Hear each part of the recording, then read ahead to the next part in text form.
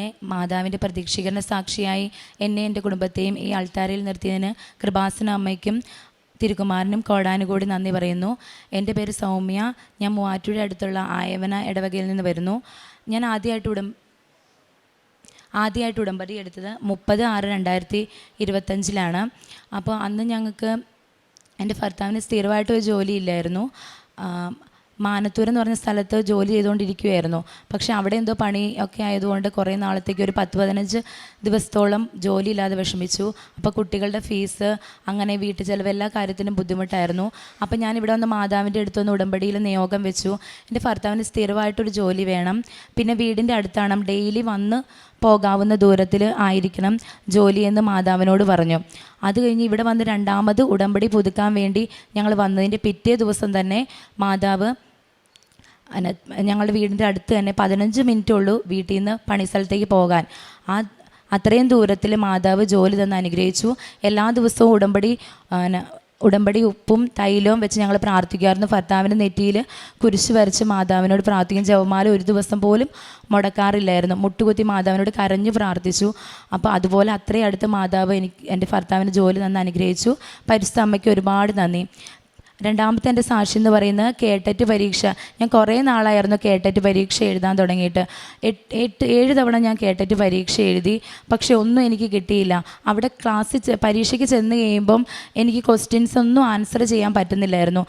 എല്ലാം ഞാൻ മറന്നു പോവാം. പിന്നെ എനിക്കൊന്നും അറിയത്തില്ലായിരുന്നു. ഇവിടെ വന്ന് ഞാൻ മാതാവിനോട് പറഞ്ഞു, ഉടമ്പടിയിൽ നിയോഗം വെച്ചിട്ട് ഞാൻ മാതാവിനോട് പറഞ്ഞു, ഇനി ഞാൻ പരീക്ഷ എഴുതുന്നുണ്ടെങ്കിൽ അമ്മയ്ക്ക് ഇഷ്ടമാണെങ്കിൽ എന്നെ കേട്ടറ്റ് പരീക്ഷയിൽ ജയിപ്പിക്കണം. എൻ്റെ കഴിവ് കൊണ്ട് അതെനിക്ക് പാസ്സായി എടുക്കാൻ പറ്റത്തില്ല. ഇപ്പോൾ ആ പരീക്ഷ ഉണ്ടെങ്കിൽ മാത്രമേ എനിക്കൊരു സ്ഥിരമായിട്ടൊരു ജോലി എവിടെയെങ്കിലും കയറാൻ പറ്റത്തുള്ളൂ. അപ്പോൾ മാതാവ് എന്നെ സഹായിക്കണം എന്ന് പറഞ്ഞ് ഞാൻ ഇവിടെ വന്ന് ഹോൾ ടിക്കറ്റ് കിട്ടിക്കഴിഞ്ഞ് മാതാവിൻ്റെ അടുത്ത് വന്ന് മാതാവിനെ കൊണ്ട് കാണിച്ചു കേട്ടറ്റ് പരീക്ഷയിൽ. ഇനി ഞാൻ ഒരു പരീക്ഷ എഴുതത്തില്ലെന്ന് മാതാവിനോട് പറഞ്ഞു. എന്നിട്ട് ഞാൻ പരീക്ഷയുടെ സമയത്ത് ഉടമ്പടി ഉപ്പുമായിട്ട് ക്ലാസ്സിൽ പോയി. ഞാൻ ഇരുന്ന സ്ഥലത്ത് ഉടമ്പടി ഉപ്പിട്ട് വിശ്വാസ പ്രമാണം ചൊല്ലി പ്രാർത്ഥിച്ചു. അപ്പോൾ കുറച്ച് ഉപ്പ് എൻ്റെ കൈ ഞാൻ ബാക്കി വെച്ചു. എന്നിട്ട് ക്വസ്റ്റ്യൻ പേപ്പർ കിട്ടിയ സമയത്തും ആൻസർ ഷീറ്റ് എഴുതാൻ കിട്ടിയ പേപ്പറിലും മുകളിലും ഉടമ്പടി ഉപ്പ് വിതറി വിശ്വാസ പ്രമാണം ചൊല്ലി പ്രാർത്ഥിച്ചു. ക്വസ്റ്റ്യൻ പേപ്പർ കിട്ടിയപ്പോൾ പഴയതുപോലെ തന്നെ എനിക്ക് എല്ലാത്തിനൊന്നും ആൻസർ അറിയത്തില്ലായിരുന്നു. പക്ഷെ ഞാൻ മാതാവിനോട് പറഞ്ഞു, മാതാവെ, ഞാൻ വിശ്വാസ പ്രമാണം ചൊല്ലിയിട്ട് ഓരോ ക്വസ്റ്റ്യനും ഞാൻ വിശ്വാസ പ്രമാണം ചൊല്ലിയിട്ട് ഞാൻ ആൻസർ എഴുതാൻ പോവാം. മാതാവ് എനിക്ക് കാണിച്ചു തരണം, അതിൻ്റെ ഓപ്ഷൻ ഏതാണെന്ന് എനിക്ക് മാതാവ് കാണിച്ചു തരണം എന്ന് പറഞ്ഞു. ഞാൻ എല്ലാ ക്വസ്റ്റ്യൻസും വായിച്ച്, ഉത്തരവൊന്നും എനിക്കറിയില്ല, ക്വസ്റ്റ്യൻസും ഞാൻ കറക്റ്റായിട്ട് വായിച്ചോന്നും അറിയില്ല. പക്ഷേ മാതാവിനോട് വിശ്വാസ പ്രമാണം ചൊല്ലി ആ ഒന്നാമത്തെ ആൻസർ ഏതാ, ആ വിശ്വാസ പ്രമാണം ചൊല്ലി എനിക്ക് മനസ്സിൽ എൻ്റെ മാതാവ് കാണിച്ചു തരുന്ന ആൻസർ ഞാൻ എഴുതി വെച്ചു. അങ്ങനെയാണ് 150 ക്വസ്റ്റ്യൻസ് ഞാൻ ആൻസർ എഴുതിയത്. പരീക്ഷ കഴിഞ്ഞ് എല്ലാവരും ഇറങ്ങിയപ്പോൾ എല്ലാവർക്കും പരീക്ഷ നല്ല എളുപ്പമായിരുന്നു പറഞ്ഞു. പക്ഷേ എനിക്ക് പരീക്ഷ ഭയങ്കര പാടായിരുന്നു. ഞാൻ എന്നിട്ട് വീട്ടിൽ വന്ന് മാതാവിനോട് പറഞ്ഞു, ഇപ്രാവശ്യം എനിക്ക് കേട്ടിട്ട് കിട്ടുമെന്ന് എനിക്ക് അറിയത്തില്ല, പക്ഷേ അമ്മ എന്താണോ ആഗ്രഹിക്കുന്നത് അതെനിക്ക് തന്നാൽ മതി എന്ന് പറഞ്ഞു. പിന്നെ 1 മാസം കഴിഞ്ഞപ്പോഴത്തേനും അതിൻ്റെ ആൻസർ കീ നെറ്റിൽ വന്നു. ഞാനത് നോക്കിക്കഴിഞ്ഞപ്പോൾ എനിക്ക് 75 മാർക്കേ ഉള്ളൂ. 82 മാർക്ക് വേണം പാസ്സാവാനായിട്ട്. അപ്പോൾ ഇപ്രാവശ്യം എനിക്കിത് കിട്ടത്തില്ല. എന്നാലും മാതാവിൻ്റെ ഇഷ്ടം എന്താണോ അത് നടക്കട്ടെ എന്ന് വിചാരിച്ച് എല്ലാ ദിവസവും ജപമാലയിൽ എൻ്റെ കേട്ടറ്റ് പരീക്ഷയിൽ നിയോഗം വെച്ച് ഞാൻ പ്രാർത്ഥിച്ചു. ഈ കഴിഞ്ഞ ജൂണിൽ എനിക്ക് റിസൾട്ട് വന്നു. അപ്പം ഞാൻ നെറ്റിൽ എനിക്ക് പേടിയായിരുന്നു നോക്കാൻ. കാരണം ഇപ്രാവശ്യം ഫെയിൽഡെന്ന് കാണാൻ എനിക്ക് പറ്റത്തില്ല മാതാവേ, ഈ പ്രാവശ്യം കൂടി എനിക്ക് കേട്ടറ്റ് കിട്ടിയില്ലെങ്കിൽ ഇനി ഞാൻ എഴുതില്ലെന്ന് മാതാവിനോട് പറഞ്ഞു. എന്നിട്ട് റിസൾട്ട് വന്ന് നെറ്റ് ഞാൻ ഓപ്പൺ ചെയ്ത് എൻ്റെ റോൾ നമ്പർ അടിച്ചു കൊടുത്തു കഴിഞ്ഞപ്പം ഞാൻ കണ്ണടച്ചിരുന്ന് പ്രാർത്ഥിച്ചു. മാതാവിൻ്റെ ഉപ്പ് എൻ്റെ കൈ പിടിച്ച് ഉപ്പ് കഴിച്ച് വിശ്വാസ പ്രമാണം ചൊല്ലി ഉടമ്പടി തൈലം നെറ്റി പുരട്ടി ഞാൻ പ്രാർത്ഥിച്ചു.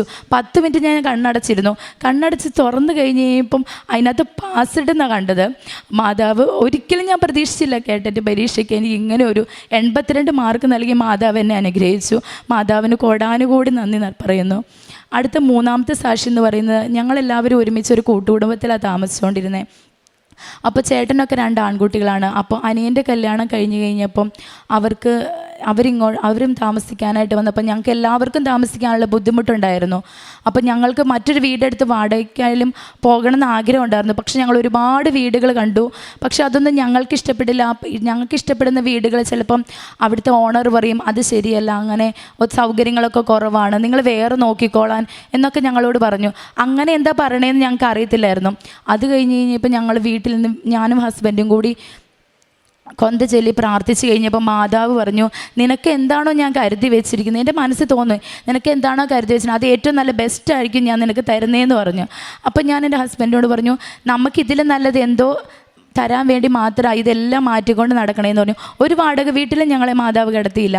എന്നിട്ട് 2 മാസത്തോളം ഞാൻ എൻ്റെ വീട്ടിലാണ്, ഞാനും എൻ്റെ മക്കളും ഹസ്ബൻഡും കൂടി കഴിഞ്ഞേ. അത് കഴിഞ്ഞ് ഇപ്പോൾ ഹസ്ബൻഡിൻ്റെ അച്ഛനും അമ്മയും കൂടി ഒരു വീട് കണ്ടിട്ട് ഞങ്ങളോട് പറഞ്ഞു, ഇങ്ങനെ ഒരു വീടുണ്ട്, നിങ്ങൾക്ക് വാങ്ങാൻ താല്പര്യമുണ്ടെങ്കിൽ ഞങ്ങൾ വാങ്ങിച്ചു തരാമെന്ന് പറഞ്ഞു. അത് ഞങ്ങൾ വീട് പോയി കണ്ടു. അപ്പം ഞങ്ങൾക്ക് കുഴപ്പമില്ല, 10 സെൻറ്റ് സ്ഥലവും വീടും ഉണ്ടെന്ന് പറഞ്ഞു. പക്ഷെ 1 സെൻറ്റ് സ്ഥലവും ഭൂമിയും ഇല്ല.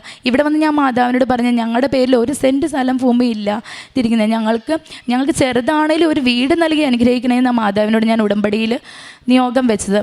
അന്ന് ഞങ്ങൾ പോയി കണ്ടു കഴിഞ്ഞ് ഞങ്ങൾക്ക് ഇഷ്ടപ്പെട്ടു, കുഴപ്പമില്ല. പക്ഷെ കുറച്ച് പണികളും കാര്യങ്ങളൊക്കെ വീടിനുണ്ടായിരുന്നു.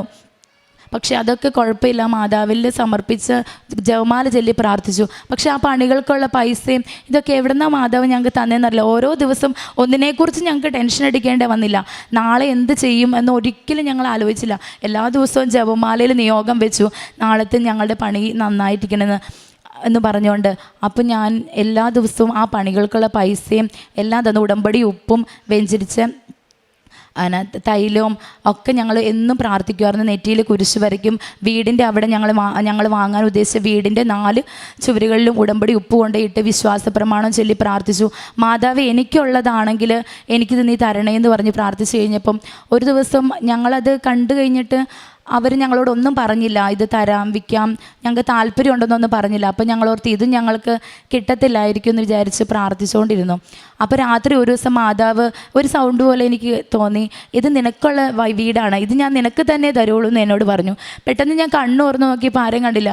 അപ്പം തന്നെ ഞാൻ ഓടി കൃപാസന മാതാവിൻ്റെ രൂപത്തിൽ പോയി നിന്ന് മുട്ടുകുത്തി ഞാൻ പ്രാർത്ഥിച്ചു, മാതാവേ ഇത് എനിക്കുള്ളതാണെന്ന് അമ്മ തന്നെ എന്നോട് പറഞ്ഞു, ഇത് എനിക്ക് തന്നെ തരുമെന്ന് എനിക്ക് 100% വിശ്വാസമുണ്ടെന്ന് പറഞ്ഞു. പിറ്റേ ദിവസം മുതൽ വീടിൻ്റെ പണി തുടങ്ങി. അത്യാവശ്യം ഒരുവിധം പണികളെല്ലാം ഞാൻ കാണിച്ചു. അപ്പം ഞാൻ പറഞ്ഞു, മാതാവിനോട് ഞാൻ പറഞ്ഞു, എനിക്ക് വെഞ്ചരിച്ച് വീട്ടിൽ കയറണം. പക്ഷെ അത് മാതാവിൻ്റെ ദിവസം തന്നെ, ഒന്നെങ്കിൽ ചൊവ്വാഴ്ച അല്ലെങ്കിൽ 7 എന്ന് പറഞ്ഞാൽ ഏതെങ്കിലും ദിവസങ്ങളിൽ എനിക്ക് കയറണം എന്ന് പറഞ്ഞു മാതാവ്. അപ്പോൾ എനിക്ക് ഈ ജൂൺ 16-ാം തീയതി ചൊവ്വാഴ്ച എൻ്റെ വീട്ടിൽ വെഞ്ചരിച്ച് കയറാനുള്ള അനുഗ്രഹം മാതാവ് എനിക്ക് തന്നു. പരിശുദ്ധ അമ്മയ്ക്കും തിരുക്കുമാരനും കോടാനുകൂടി നന്ദി പറയുന്നു. ഞങ്ങളുടെ കാരുണ്യപ്രവർത്തികൾ എന്ന് പറഞ്ഞാൽ കൃപാസന പത്രം ഞങ്ങൾ എല്ലാ പ്രാവശ്യവും 3 കെട്ട് പത്രം ഇവിടുന്ന് വാങ്ങിക്കൊണ്ട് പോയി എല്ലാ സ്ഥലങ്ങളിലും കൊണ്ട് കൊടുക്കും, എല്ലാവർക്കും കൊണ്ട് കൊടുക്കും. കുറേ പേരൊന്നും വാങ്ങിക്കത്തില്ല. പക്ഷെ വാങ്ങിച്ചില്ലെങ്കിലും അതൊന്ന് മനസ്സിന് ആദ്യമൊക്കെ ഭയങ്കര മടിയായിരുന്നു, എനിക്ക് കൊടുക്കാനൊക്കെ ഭയങ്കര പേടിയായിരുന്നു. പക്ഷെ എന്നിട്ട് ഞാൻ മാതാവിനോട് പറഞ്ഞു, മാതാവ് എനിക്ക് ഇത് കൊടുക്കാൻ പറ്റുന്നില്ല, മാതാവ് എന്നെ അനുഗ്രഹിക്കണം എന്ന് പറഞ്ഞ് ഉടമ്പടി തൈലും വിശ്വാസ പ്രമാണമൊക്കെ ചൊല്ലി കുരിശ് വരച്ച് പത്രത്തിലും കുരിശിട്ട് വിശ്വാസ പ്രമാണം ചൊല്ലിയിട്ട് ഞാനത് ഞാൻ എവിടെ പോയാലും എൻ്റെ ബാഗിൽ പത്രം ഉണ്ടാവും, ആരെ കണ്ടാലും ഞാനത് കൊടുക്കും. അത് കൊടുത്ത് ഞാൻ എല്ലാം പ്രാർത്ഥിച്ചു. പിന്നെ 2 ആഴ്ച കൂടുമ്പോൾ ഞങ്ങൾ കുമ്പസാരിക്കും. ആത്മീയ ജീവിതത്തിലാണെങ്കിലും എല്ലാ ദിവസവും ജപമാല ഞങ്ങൾ മുടക്കാറില്ല. ജപമാല ചെല്ലാതെ കിടന്നുറങ്ങാൻ പറ്റത്തില്ല ഞങ്ങൾക്കിപ്പം. മാതാവ് എന്ത് കാര്യത്തിനും ഒന്ന് വിളിച്ച മാതാവ് ഞങ്ങളുടെ അടുത്തുണ്ട്, ഞങ്ങൾക്ക് നല്ല ഉറപ്പാണ്, 101% ഉറപ്പാണ്. നമ്മൾ എന്ത് കാര്യം പറഞ്ഞാലും അത് മാതാവ് നമുക്കുള്ളതാണ്, ഏറ്റവും നല്ല ബെസ്റ്റായിട്ടുള്ളതാണ് മാത്രമേ മാതാവ് നമുക്ക് തരത്തുള്ളൂ. അത് ഞങ്ങൾക്ക് 100% വിശ്വാസമായി. എൻ്റെ മക്കൾക്കും അതെ, ഹസ്ബൻഡിനും അതെ. അപ്പോൾ ഞങ്ങൾക്ക് പറ്റുന്ന ദിവസങ്ങളൊക്കെ പള്ളിയിൽ പോവും, കുർബാന സ്വീകരിക്കും. ഈശോനെ സ്വീകരിക്കാതിരിക്കാൻ പറ്റത്തില്ല. കുർബാനയ്ക്ക് ചെന്ന് കഴിഞ്ഞാൽ കുർബാന കാണുന്നുണ്ടെങ്കിൽ അത് ഈശോനെ സ്വീകരിച്ചുകൊണ്ട് വീട്ടിലേക്ക് പോകണം എന്നൊരു ചിന്ത തന്നെയാണ് ഇപ്പോൾ എപ്പോഴും മനസ്സിൽ. മാതാവിനും ഈ തിരുക്കുമാരനും കോടാനുകൂടി നന്ദി പറയുന്നു.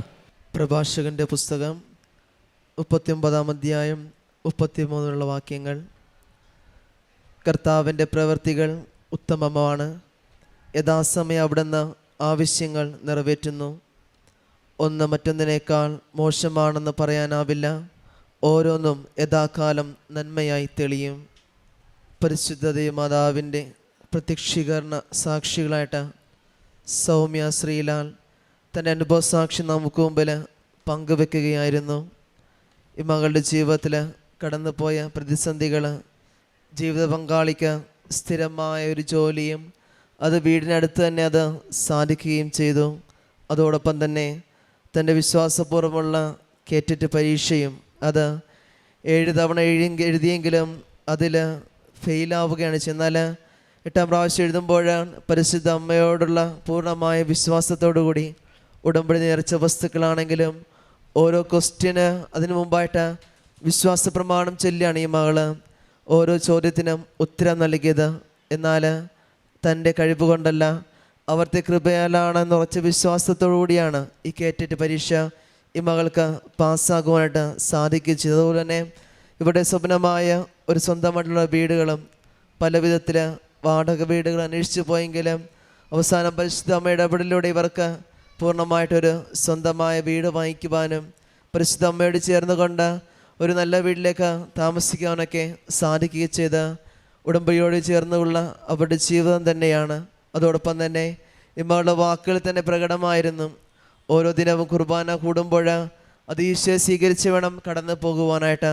അതുതന്നെയാണ് ഇമ്മകളുടെ ജീവിതം വലിയ അനുഗ്രഹമായിട്ട് മാറുകയും ചെയ്യുന്നത്. ഈശോയെ സ്വന്തമാക്കിക്കൊണ്ട് പരിശുദ്ധ അമ്മയിലൂടെ ഇവിടെ ജീവിതത്തെയും കുടുംബത്തെയും ജീവിത നിയോഗങ്ങളെയും പൂർണ്ണമായിട്ട് സാക്ഷ്യപ്പെടുത്തുവാനായിട്ട് സാധിക്കുകയൊക്കെ ചെയ്യുന്നത്. ഇനി മുമ്പോട്ടുള്ള ജീവിതത്തിൽ പരിശുദ്ധ അമ്മയുടെ പ്രത്യക്ഷീകരണ സാക്ഷികളായിട്ട് ഇവരെ പൂർണ്ണമായിട്ടും മാറുവാനായിട്ട് ഇനിയുള്ള ദിനങ്ങളും അനുഗ്രഹിക്കട്ടെ എന്നും, ഒപ്പം നമ്മുടെയൊക്കെ ജീവിതത്തിൽ ഈ സാക്ഷ്യങ്ങൾക്ക് നമ്മുടെയൊക്കെ ജീവിതത്തിൽ പരിശുദ്ധ അമ്മയുടെ പ്രത്യക്ഷീകരണ സാക്ഷികളായിട്ട് നമ്മളെയും മാറ്റണമേ എന്ന് നമുക്ക് വിശ്വാസപൂർവ്വം പ്രാർത്ഥിക്കാം. അത്യപൂർവ ദൈവാനുഭവങ്ങൾ ഇനി നിങ്ങൾക്കും സ്വന്തം. ഈ യൂട്യൂബ് ചാനൽ ഇതുവരെ സബ്സ്ക്രൈബ് ചെയ്തിട്ടില്ലെങ്കിൽ ഇപ്പോൾ തന്നെ സബ്സ്ക്രൈബ് ചെയ്യുക. ഈ വീഡിയോ ഇപ്പോൾ തന്നെ നിങ്ങളുടെ സുഹൃത്തുക്കൾക്ക് ഷെയർ ചെയ്തുകൊണ്ട് കർത്താവിൻ്റെ പ്രേക്ഷിതരാകുക.